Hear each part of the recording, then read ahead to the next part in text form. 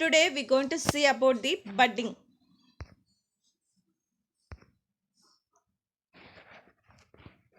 In the parent body produce one or more buds separated from the parent to lead a normal life.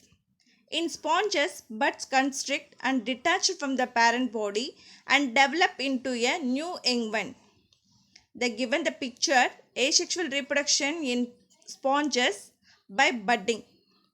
First one, outgrowth begins to grow at the base. Second one, bud continues to grow.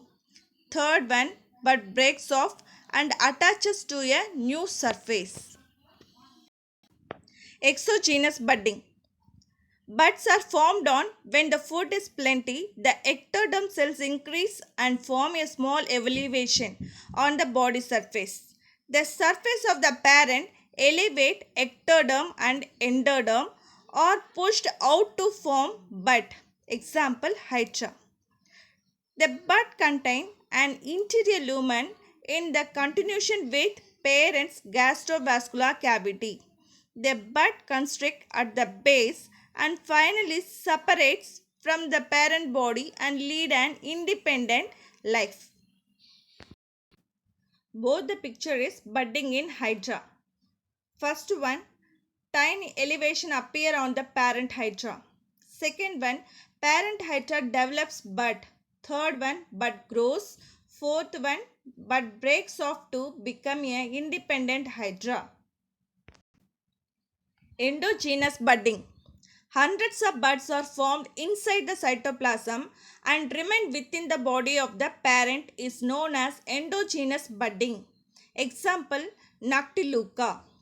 Freshwater and some marine sponges, a regular and peculiar mode of asexual reproduction occur by internal buds called gemmules. A completely grown gemmule is a hard ball consisting of an internal mass of food-laden archaeocytes. During unfavorable condition, the sponges disintegrates but gemmules withstand adverse condition also. Favorable condition, gemmule begins to hatch. The given picture is gemmules in sponges.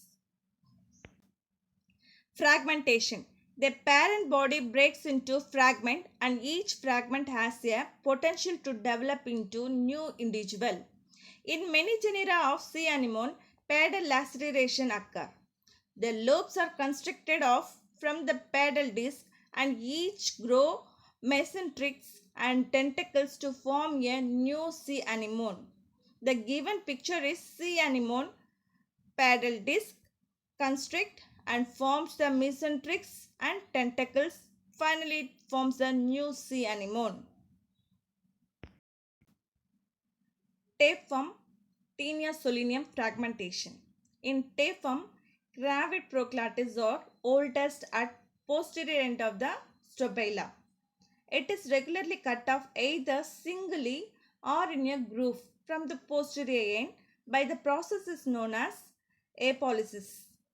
It is helpful for transferring the developed embryo from the primary host to secondary host. Primary host is man, secondary host is pig.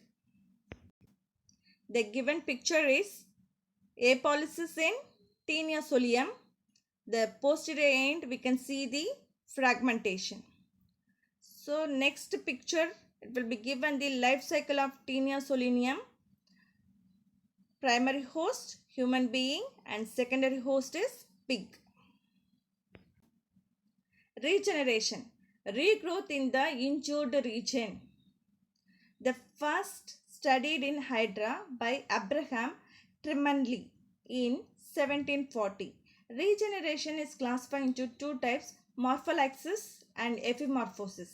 Morphollaxis, whole body developed from a small fragment, example Hydra and planaria.